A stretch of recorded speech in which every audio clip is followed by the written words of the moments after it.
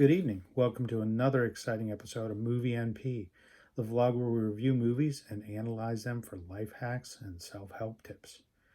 Tonight's review and analysis is Joker, Folie, Deux, directed by Todd Phillips, written by Scott Silver. Todd Phillips and Bob Kane is given credit, starring Joaquin Phoenix and Lady Gaga. The film is 2 hours, 18 minutes long, rated R, carries an IMDb rating of only 5.4. It's only available in theaters at the moment and premiered October 4th of 2024 in the US. The genre of the film is, wait for it, a musical. Of course. What else would it be? Let me begin by explaining the title. Folie Deux. Folie Deux is a French for madness of two. It's a 19th century psychiatric term, also known as shared psychosis or shared delusional disorder.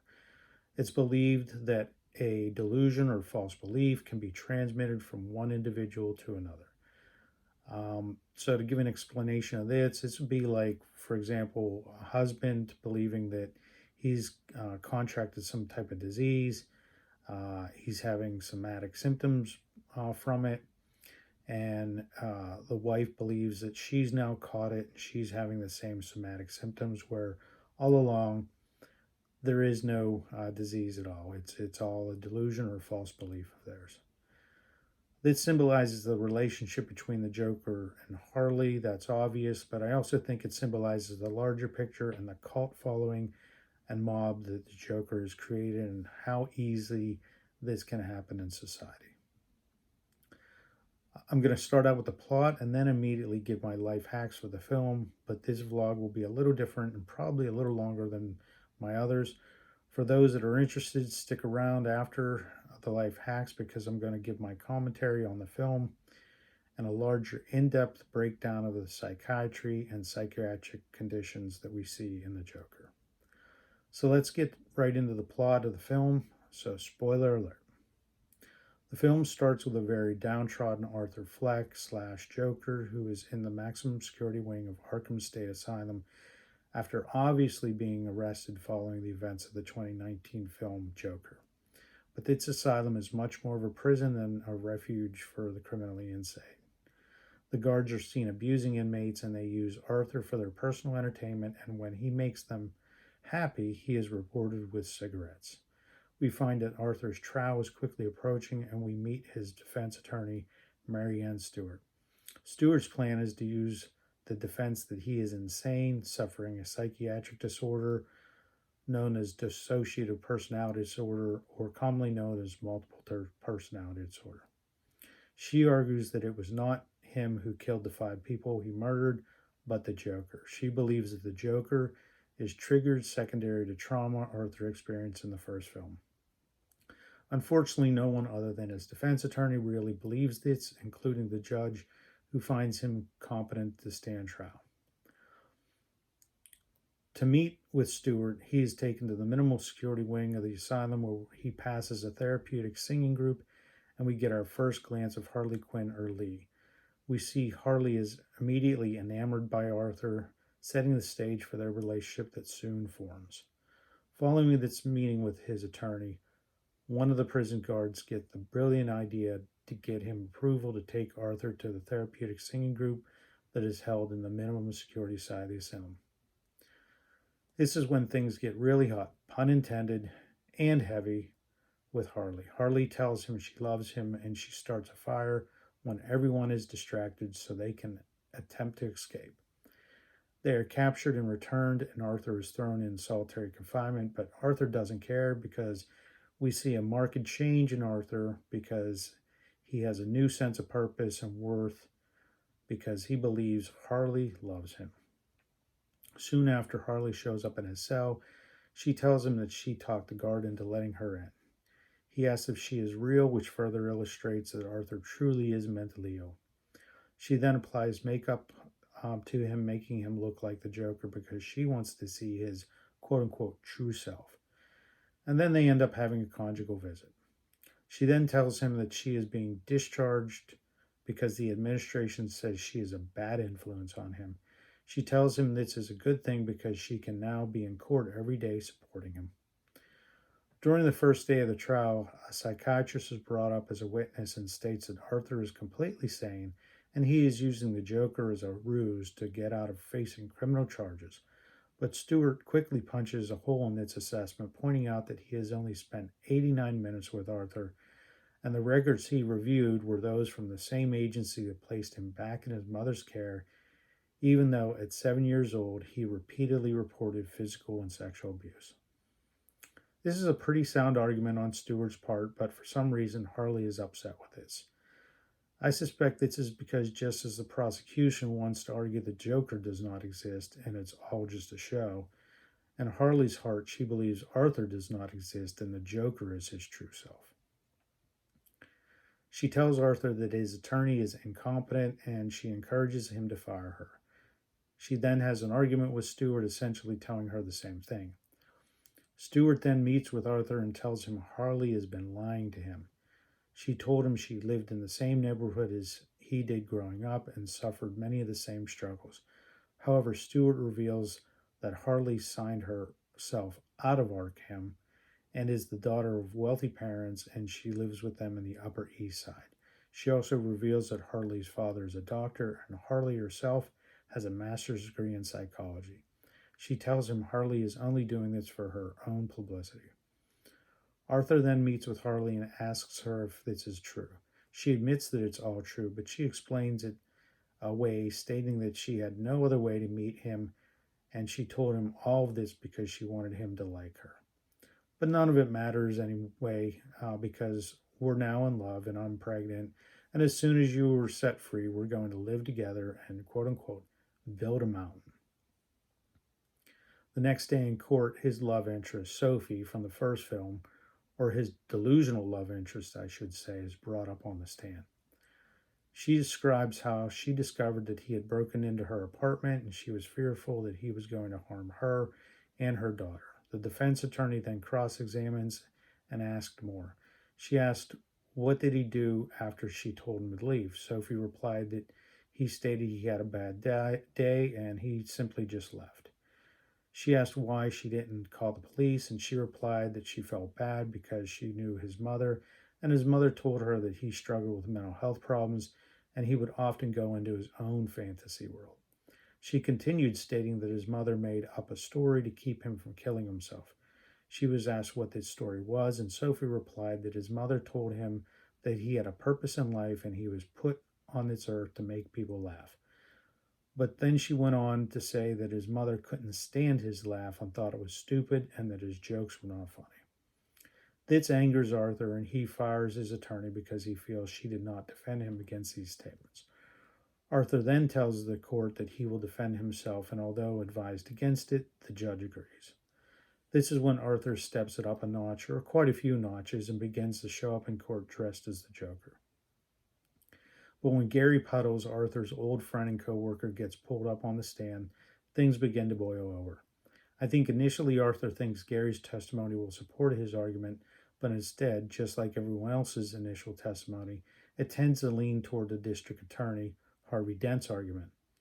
I think this angers Arthur, and he decides to grill Gary and drag him through the mud.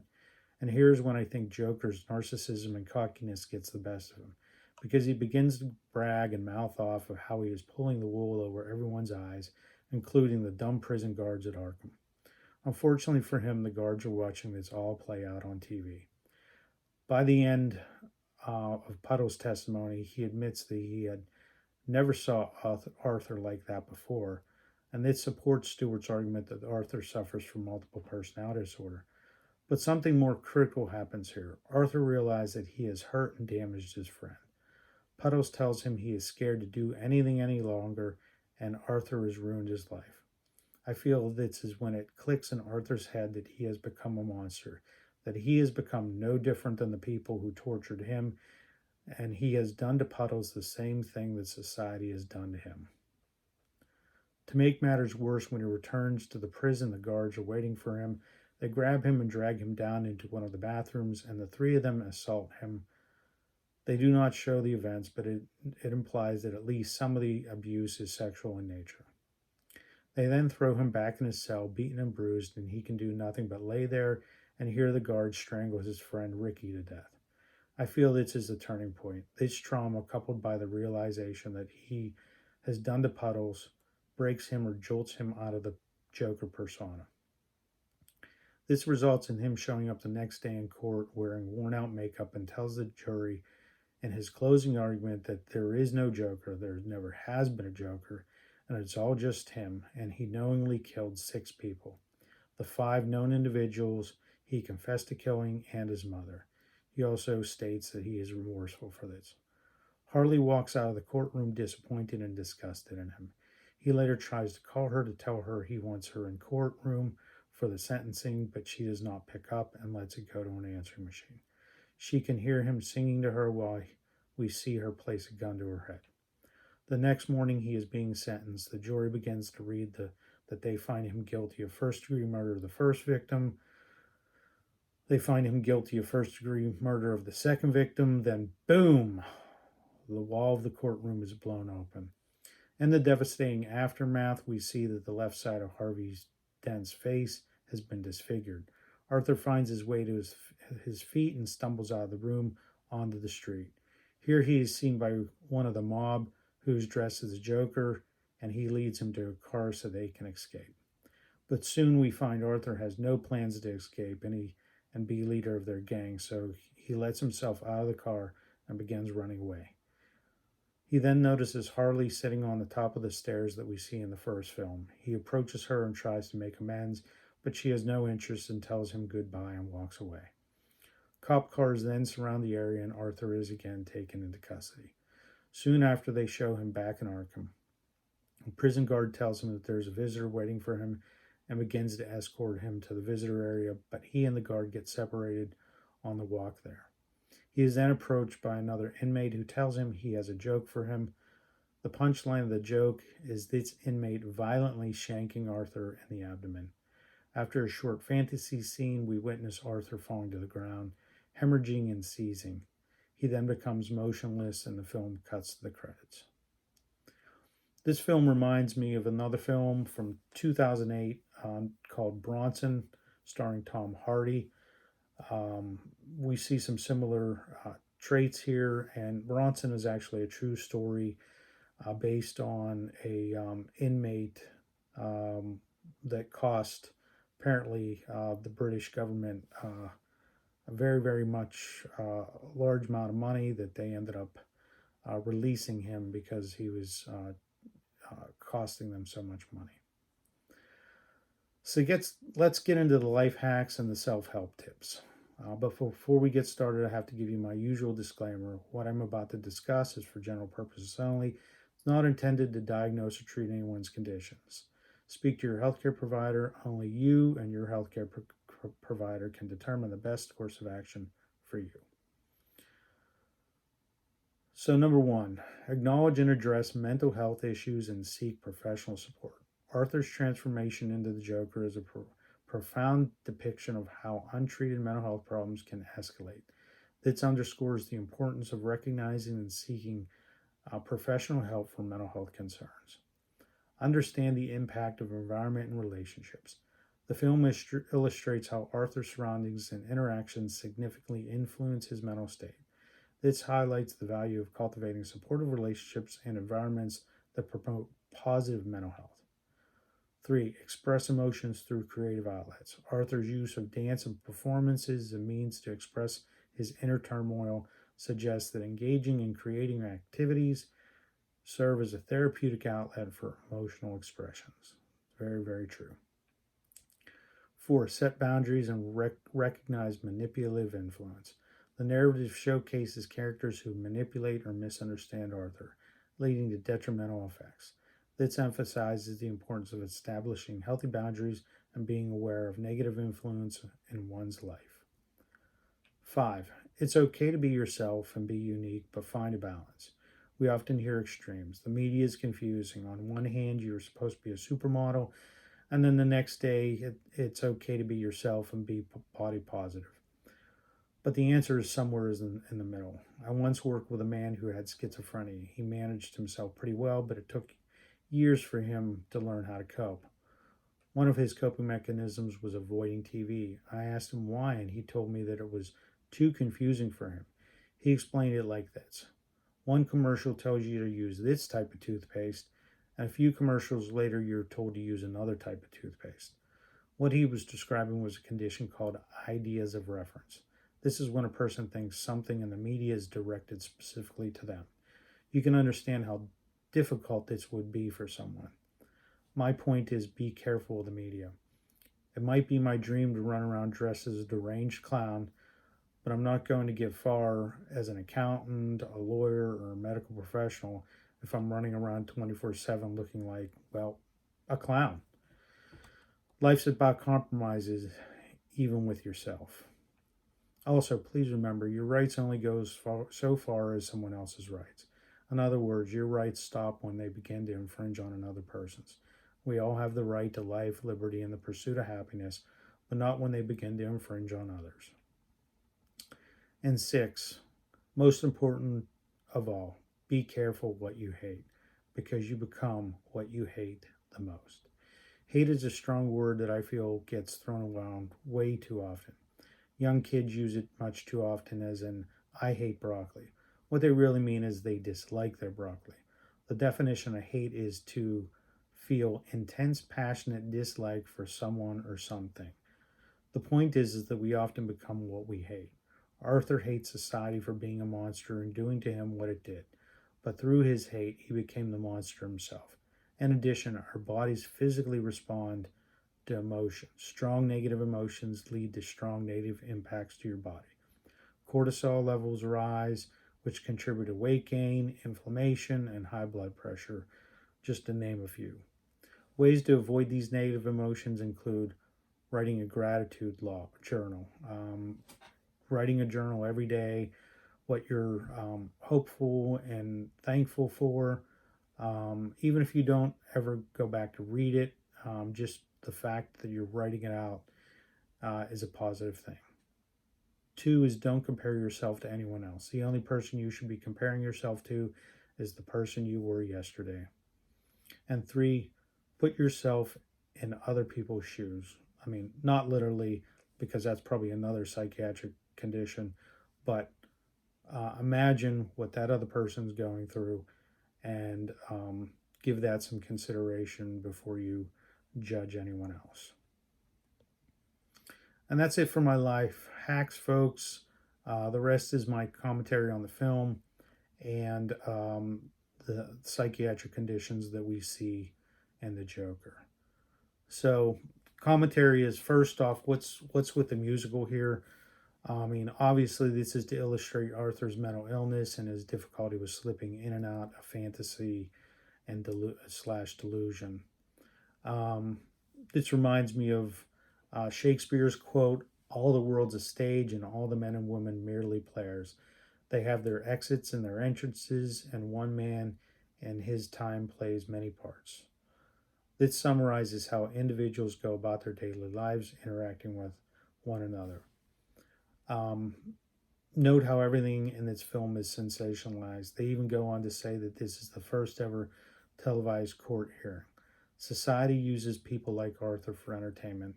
They mention the made-for-TV movie multiple times. Harvey Dent and Patty Myers, the investigating journalist who interviews him, tries to take advantage of him. He's just a tool to use as a footstep for their next ring in their careers.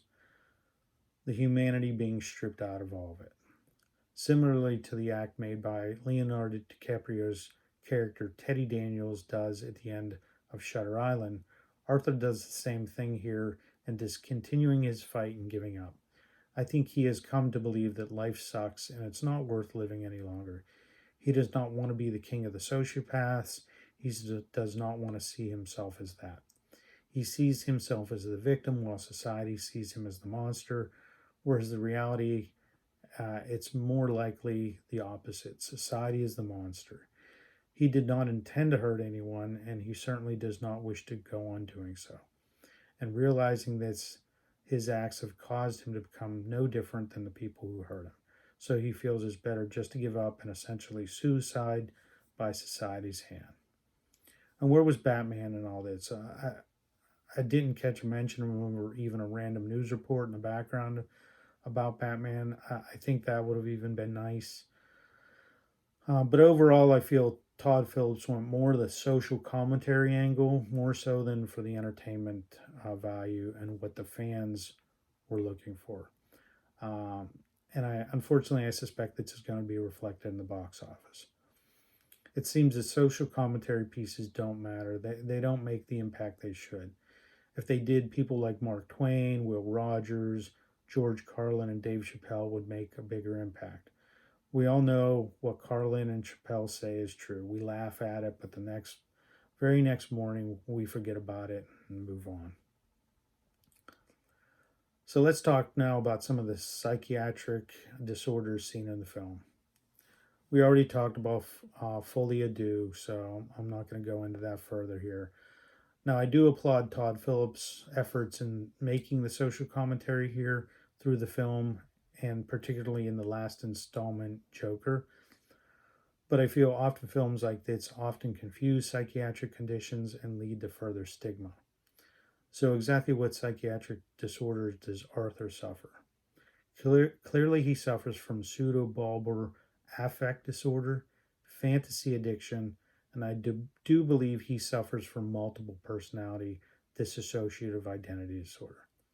The classic Joker we see in all the other films, comic books, and media would meet the criteria for sociopath.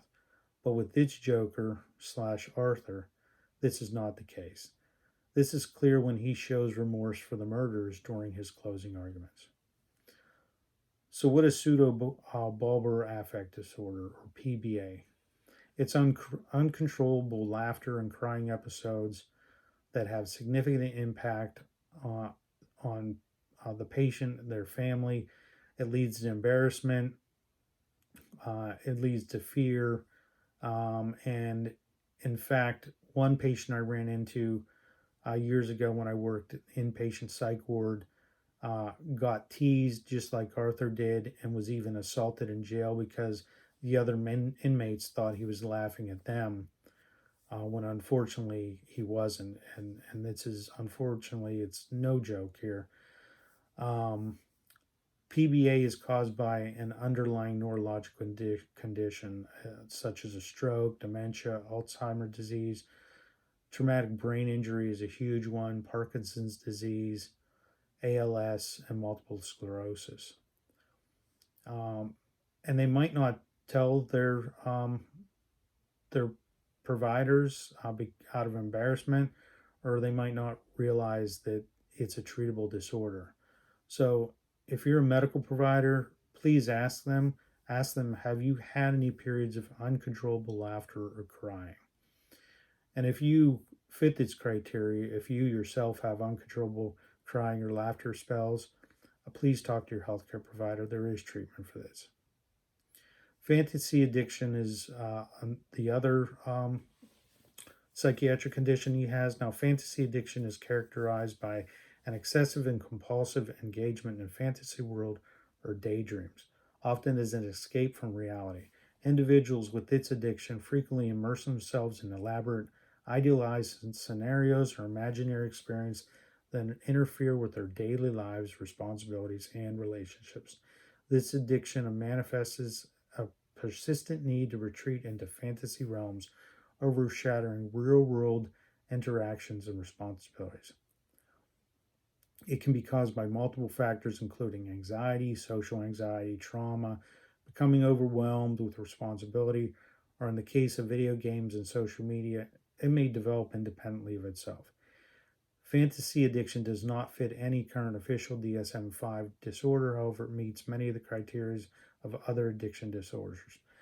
Specifically, fantasy addiction can significantly impair relationships, job, education, and career opportunities. Two pieces of literature specific to the subject are Sommer et al. 2018, Maladaptive Daydreaming, Ontological Analysis, Treatment Rationale, a Pilot Case Study. Also, Gardina and Schmidt et al. 2024, Problematic Gaming, Social Withdrawal, and Escapism, the compensatory dissociative online gaming model. Treatment involves a combination of medications, psychotherapy, and support groups.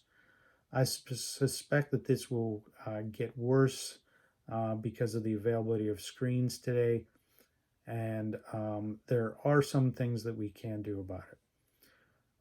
First and foremost is we have to take problems head on in life. We need to address trauma, underlying trauma. We need to encourage live sports and live extracurricular activities like Boy Scouts and Girl Scouts. And rather than video games, encourage live acting role playing groups such as the Society for Creative Anachronism, SCA.org, or live acting role playing such as the Alliance LARP.com, or Dungeons and Dragons. DNDbeyond.com is the official website for that. Language matters. It's easy to cause greater stigma for the mentally ill if we confuse disorders. The classic Joker we see in The Dark Knight or Jack Nicholson's version is a sociopath or psychopath. When we say someone is psycho, like our friend Norman Bates, this is what we mean. But I fear the general public often confuses it with schizophrenia. The term sociopath refers to someone living with antisocial personality disorder, or ASPD, as does the term psychopath.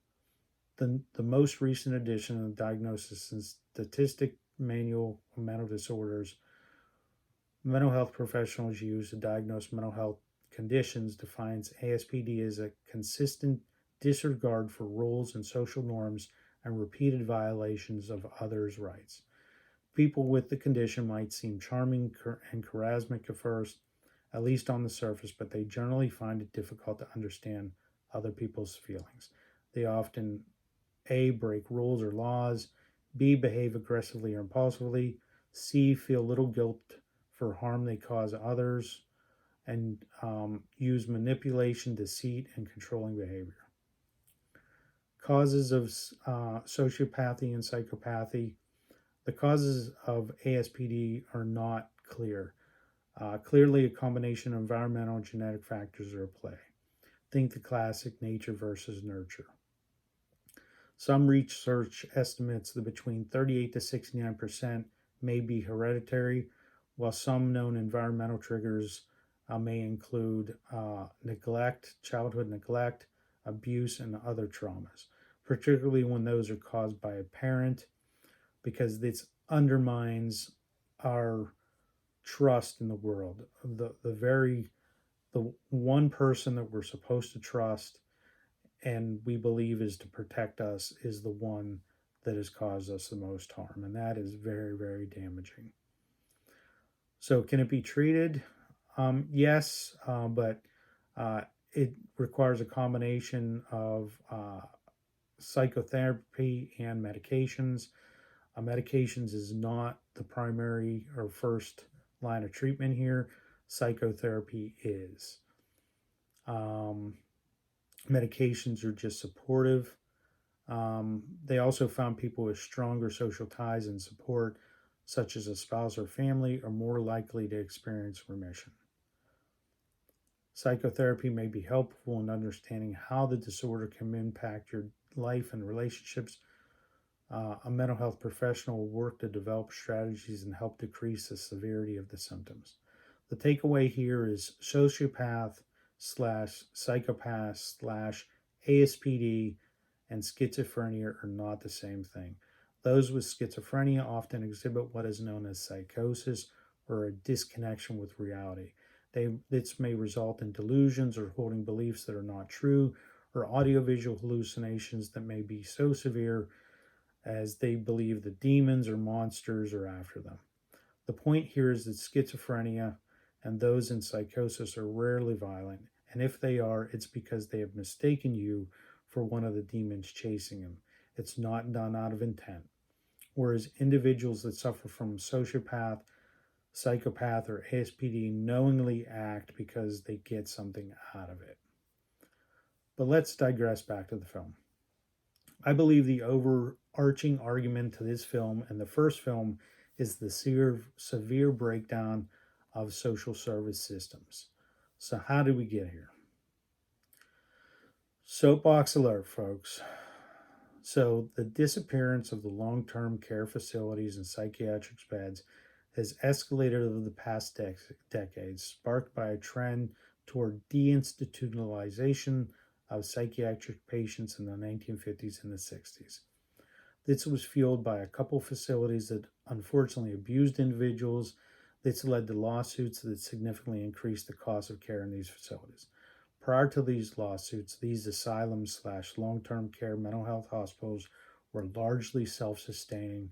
They used the patients to run and operate the facility. This not only saved on cost, but it was also therapeutic for the individuals.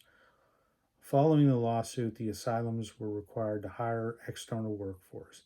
That significantly increased cost, and it also negatively impacted care because now these poor folks that actually had purpose in life were now forced to be shoved into a cell and just stare at four walls. Then someone came to the grand idea that, you know what, I bet we could save money and provide cheaper care for people in the community. So they began to shut these hospitals down.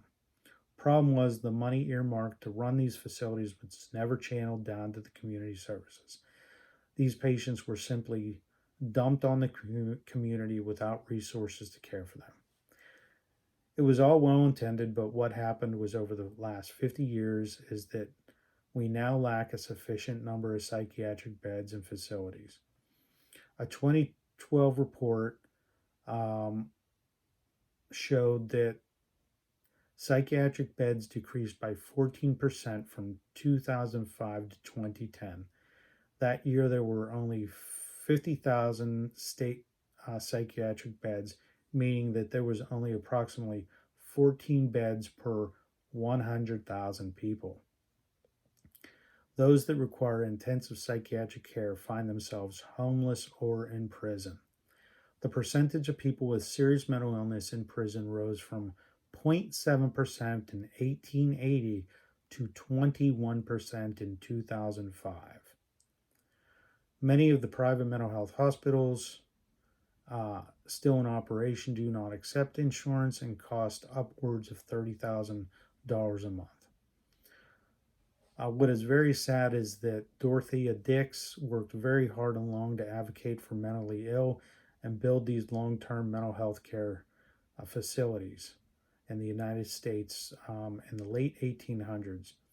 Seeing them dismantled brick by brick has been a sin. In short, the closing of the long-term care psychiatric hospitals in the U.S. has led to, one, increased homelessness, and prisons becoming the primary provider of mental health services in the U.S. today.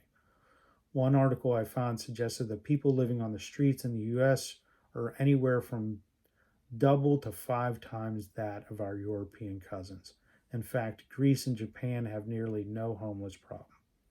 What is clear is this film and Joker illustrate all too accurately the result of the breakdown of care in the U.S., and it's easy to see how someone could emerge like the Joker to cause further breakdown and chaos. But getting back to the film, I must say I was disappointed. I guess because, like many of you, I wanted to see a happy ending. I think we all want to see the underdog win in the end, and in this film, he gets shanked. I left the theater feeling sad. I expected it to be amazed like I did in the first film, but it just didn't happen with this film. Well, that's it for today, folks. Please click like and subscribe and share with your friends. Comment below your thoughts. Let me know what you're struggling with and if there's a film that you would like me to review. Join me next week. Pleasant nightmares. I hope the bed bugs do bite, and be well. Thanks.